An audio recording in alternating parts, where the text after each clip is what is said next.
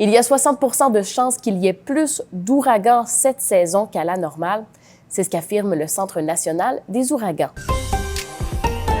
Pour le reste de l'année 2025, on prévoit entre 13 et 19 tempêtes nommées, de 6 à 10 ouragans et de 3 à 5 ouragans majeurs. Cela s'explique par l'absence du phénomène El Niño dans le Pacifique, par des températures de surface de la mer plus chaudes que la normale dans le bassin atlantique et par un déplacement vers le nord de la mousson d'Afrique de l'Ouest. Les tempêtes ou ouragans se nommeront Andrea, Barry, Melissa, Nestor, Tania ou encore Pablo.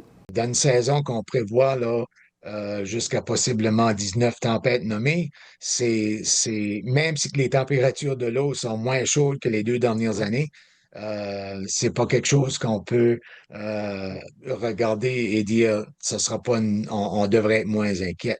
C'est pas vraiment une question d'être inquiète, c'est plus une question d'être préparé pour possiblement une tempête qui pourrait nous causer des problèmes.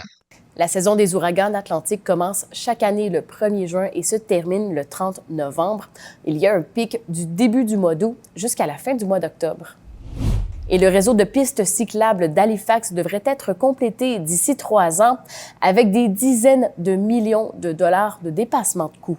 La facture initiale prévue d'environ 25 millions de dollars a pratiquement quadruplé, atteignant aujourd'hui 93 millions de dollars. Les gouvernements provincial et fédéral ont contribué à hauteur de 20,8 millions de dollars, ce qui laisse environ 66 millions de dollars à la municipalité régionale d'Halifax pour les prochaines années. Le réseau cyclable d'Halifax sera d'une longueur totale de 53 km. Il devrait être achevé en 2028. Voilà, c'était votre vidéo-journal, le dernier de la semaine. On se retrouve lundi. D'ici là, continuez de nous suivre sur l'application Info de Radio-Canada.